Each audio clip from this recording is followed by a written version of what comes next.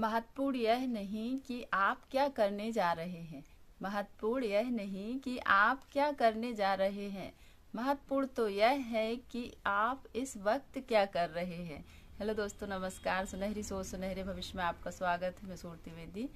हम बात कर रहे हैं कि समय बहुत ही महत्वपूर्ण है। यानी समय की रेत पर बैठकर कदमों के निशान नहीं बनाए जा सकते।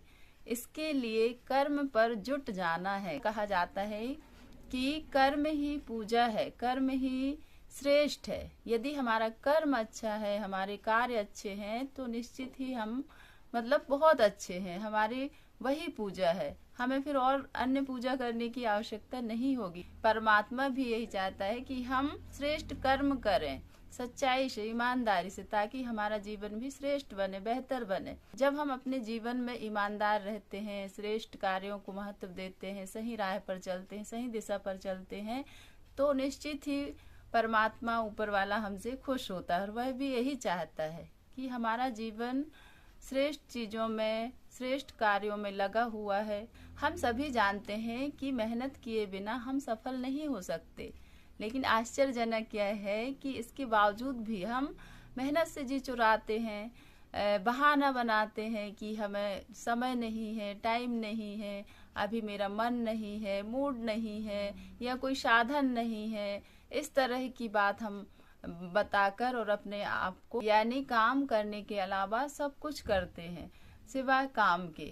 और कर्म में जुट जाए तो फिर कोई दिक्कत ही नहीं है। जो व्यक्ति कर्म को प्रधान मानता है, कर्म को श्रेष्ठ मानता है, उसका जीवन ही सफल बनता है। यानी उसे हर समय अपने कर्म को श्रेष्ठ बनाने, बेहतर बनाने के लिए प्रयास करता है, लगा रहता है, जुटा रहता है।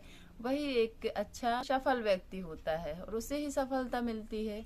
और हम यदि सिर्फ बहाने खोज रहे हैं, और इंसान को बहाने बहुत जल्दी मिल जाते हैं। तुलसीदास जी के इस दोहे को याद रखें कि सकल पदार्थ है जग माही, कर्महीन नर पावत नाही। यानी संसार में सारी चीजें हासिल की जा सकती हैं मेहनत के द्वारा, और जो मेहनत नहीं करता उसके लिए है संभव नहीं है। कर्म में जुटा होता है उसे सब कुछ प्राप्त हो सकता है, सब कुछ मिल सकता है।